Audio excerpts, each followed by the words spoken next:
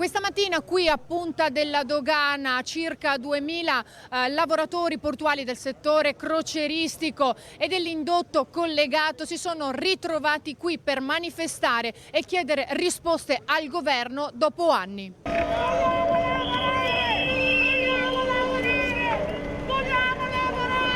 Una situazione che ormai va avanti da più di 10 anni e ormai più di sette governi si sono succeduti, amministrazioni locali non solo, e siamo sempre qui, non si fa un passo avanti. Credo che ormai la situazione sia matura per prendere delle decisioni. Con lo slogan "Ripartire subito", i lavoratori hanno fatto sentire la loro voce sia a terra che in acqua, appellandosi al governo. Dall'Acqua Grande di novembre non stanno lavorando, ovviamente il motivo è il Covid, ma alla ripartenza delle crociere Venezia è stata tagliata fuori e questo è un grandissimo problema e questo ha fatto scattare la scintilla della protesta, della manifestazione.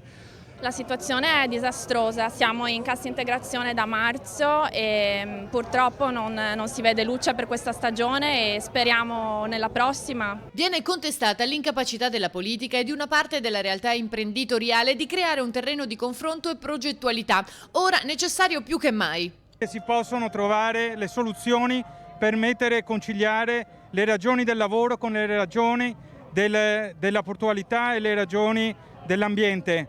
Abbiamo bisogno che i lavoratori tornino a lavorare e possano portare con dignità un reddito alle loro famiglie. Se non entrano le navi muore, ma non muore non solo il discorso crocieristico, ma muore anche il discorso industriale, perché non riescono a entrare le navi per le derrate che fanno funzionare la nostra industria e che permettono comunque alla nostra industria di essere competitiva sul mercato. L'iniziativa è stata commentata dall'autorità portuale che in una nota ha ricordato le attività avviate di recente, come l'erogazione dei primi fondi destinati al sostegno dei lavoratori delle compagnie portuali.